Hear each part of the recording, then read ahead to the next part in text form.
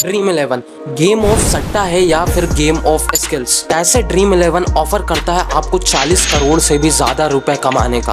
क्या है वो इसकी हिडन स्ट्रेटेजी जिसकी वजह से आप लॉस में जा सकते हो और अपना सब कुछ खो सकते हो। कैसे सिर्फ लोगों की साइकोलॉजी हैक करके मात्र 7 साल में जीरो से यूनिकॉर्न कंपनी बन गई। इतना ही नहीं, जानेंगे इसकी पूरी केस स्टडी इस वीडियो में।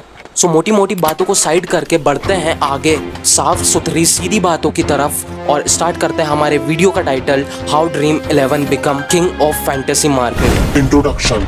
वीडियो में आगे जाने से पहले ये ज़्यादा बेटर रहेगा कि थोड़ा सा हम ड्रीम 11 की हिस्ट्री में पीछे जाके देखें, इसका बर्थ देखें, जिससे हमारे सारे पॉइंट्स और भी अच्छे से क्लियर हो जाएंगे। ड्रीम 11 के जन्म की कहानी स्टार्ट होती है हर्ष जैन से। हर्ष 2001 से ही फैंटेसी गेम के काफ़ी शौकीन रहे हैं और क्योंकि वो अब्रॉड में रहते थे तो वहाँ पर EPL यानी कि English premier league fantasy game भी काफ़ी खेला करते थे।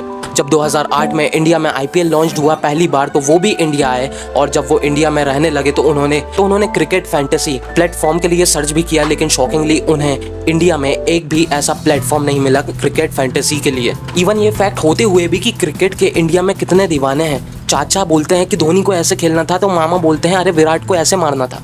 मतलब सबको कहीं ना कहीं जजमेंट लगाने की पड़ी ही रहती है। सो यही बिजनेस अपॉर्चुनिटी उन्होंने इंडियन मार्केट में ढूंढी और बस 2009 में अपने चाइल्डहुड फ्रेंड के साथ जिसका नाम था भावित, उसके साथ मार्केट में ड्रीम 11 ऐप उतार दिया। बट उस टाइम पर ड्रीम 11 ऐसा नहीं था जैसा आज है। ड्रीम 11 सिर्फ premium single contest match offer करता था यूजर्स को और फ्री में ही गेम्स खिलाता था। ना कुछ मनी अमाउंट लेता था यूजर से, ना ही उन्हें कुछ देता था। और उस टाइम पर सिर्फ इसकी अर्निंग का सोर्स था एड रेवेन्यू, जो कि ये खुद के एड में दूसरी ब्रांड्स के या दूसरे एप्स के करता था, उससे कुछ रेवेन्यू कमाता था। बट वो रेवेन्यू इतना होता था कि ग्रोथ तो दूर की बात, इसका प्रॉफिट भी सही से नहीं हो पा रहा था। बट एक चीज अभी भी बची है जो कि है सर्वाइवल।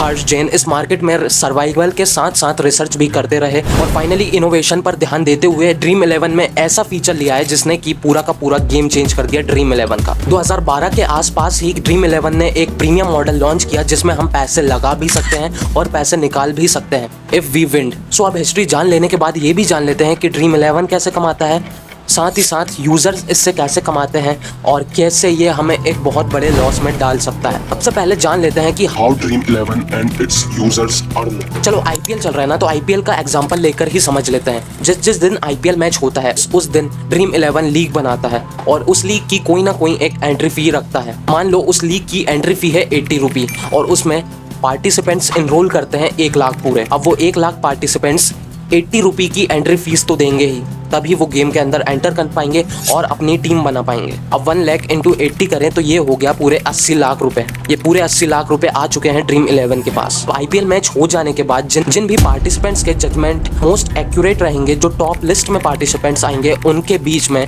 75 to 80% हिस्सा बांट दिया जाएगा उस 80 लाख का। और dream 11 as a fee, as a charge और एज अ बिजनेस रेवेन्यू अपने पास रखेगा 15 से तो 25%। और यही ड्रीम 11 की मेन सोर्स ऑफ इनकम है और अर्निंग और डिस्ट्रीब्यूटिंग मॉडल है। और इसी मॉडल की वजह से जहां 2014-15 में इस ऐप के पास सिर्फ 30 लाख यूजर्स ही थे, वही बढ़कर 2020 तक ये 100 मिलियन यानी कि 10 करोड़ से भी ज्यादा हो गए। और यूजर बढ़े हैं तो ऑब्वियस सी बात है इनका रेवेन्यू भी बढ़ेगा। जहां 2020 में इनका रेवेन्यू था 1670 करोड़, वहीं 2022 तक इनका रेवेन्यू हो गया 3814 करोड़। मतलब एक साल में ही कंपनी में 2x की ग्रोथ देखने को मिली, जो कि काफी ज्यादा है। यही नहीं, जहां 2020 में काफी बिजनेसेस और स्टार्टअप्स को लॉस झेलना पड़ा, उसी साल में इस कंपनी ने 180 करोड़ का प्रॉफिट जनरेट किया।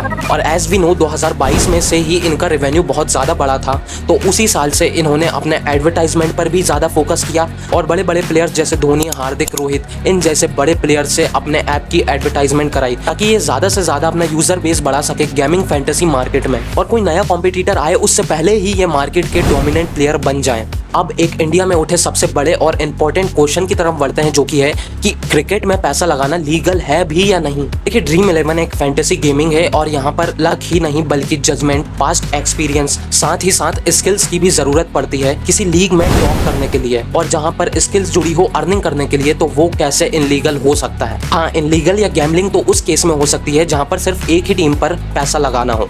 फॉर एग्जाम्पल चेन्नई और राजस्थान रॉयल का मैच है, सभी को पता है चेन्नई में अच्छे प्लेयर्स हैं तो चेन्नई जीतेगी। तो बुकिश गैम्बलर्स क्या करते हैं, चेन्नई के कुछ प्लेयर्स को खरीद लेते हैं और उन्हें पैसे देकर उनसे बोलते हैं कि तुम ये मैच हार जाओ, और उनकी वजह से वो चेन्नई टीम मैच हार जाती है और इसकी वजह से फायदा होता है बुकिश गैम्बलर्स का। और जिन लोगों ने प्रेडिक्शन, अपने स्किल्स और पास जजमेंट्स पर चेन्नई पर पैसा लगाया था वो हार जाते हैं और पूरा का पूरा फायदा हो जाता है इन गैम्बलर्स का, इन बुकिश का। बट ड्रीम 11 में ऐसा नहीं होता। यहाँ पर टीम्स पर नहीं, प्लेयर्स पर पैसा लगाया जाता है पार्टिसिपेंट्स के थ्रू, प्लेयर्स के पास्ट हिस्ट्री और जजमेंट्स को देखते हुए कि वो कैसा परफॉर्म करेगा। और सिर्फ एक टीम के प्लेयर्स पर ही नहीं, दोनों टीम के प्लेयर्स पर ही पैसा लगाया जाता है। तो मैच हारे या जीते उससे कोई फर्क नहीं पड़ता, प्लेयर कैसे परफॉर्म करता है उस पर फर्क पड़ता है। और यहाँ तक कि सुप्रीम कोर्ट भी ये क्लियर कर चुका है कि फैंटेसी गेमिंग प्लेटफॉर्म कोई इलीगल नहीं है, क्योंकि यहाँ पर नॉलेज और स्किल्स की दम पर पैसा लगाया जाता है। पर एक और अमेजिंग फैक्ट वाली बात है यार, ये ऐप इतना बड़ा है लेकिन फिर भी ये प्ले स्टोर पर लिस्टेड क्यों नहीं है? क्योंकि ये ऐप गेम खेलने के लिए पैसा लेता है और ये चीज प्ले स्टोर की गाइडलाइंस के, गूगल की गाइडलाइंस के अगेंस्ट है, इसीलिए गूगल इसको अपने ऐप में एंटर नहीं करने दे सकता। पर ये सब होने के बाद भी ड्रीम 11 के पास बिलियंस डॉलर के इन्वेस्टर हैं, क्योंकि फैंटेसी गेमिंग भी एक फ्यूचर है। ये ऐसी चीज है जो लोगों को एडिक्ट करती है, इसकी भूख लोगों में कभी कम नहीं बल्कि बढ़ती ही जाएगी। बट सबसे बड़ा क्वेश्चन, Is Dream 11 और fantasy gaming is safe for us?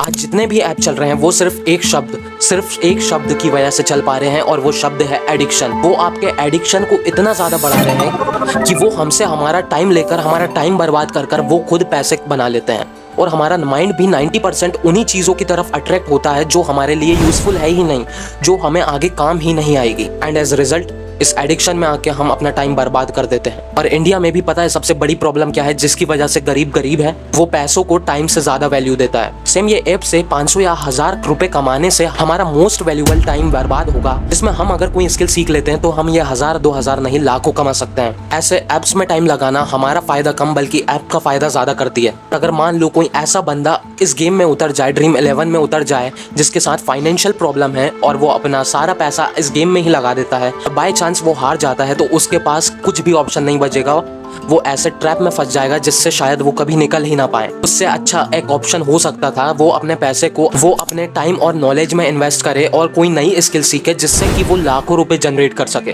जी हाँ, ड्रीम 11 से भी ज्यादा वो स्किल उसकी परमानेंट इनकम सोर्स भी बन सकती है। सीजन आपके हाथ में है, आप ड्रीम 11 यूज करने वाले हैं या नहीं, या किसी को यूज करने से रोकने वाले हैं या नहीं, कमेंट में जरूर बताएं। और नेक्स्ट वीडियो किस टॉपिक पर चाहिए ये भी जरूर बताएं। मिलते हैं ऐसी ही अमेजिंग नेक्स्ट वीडियो में।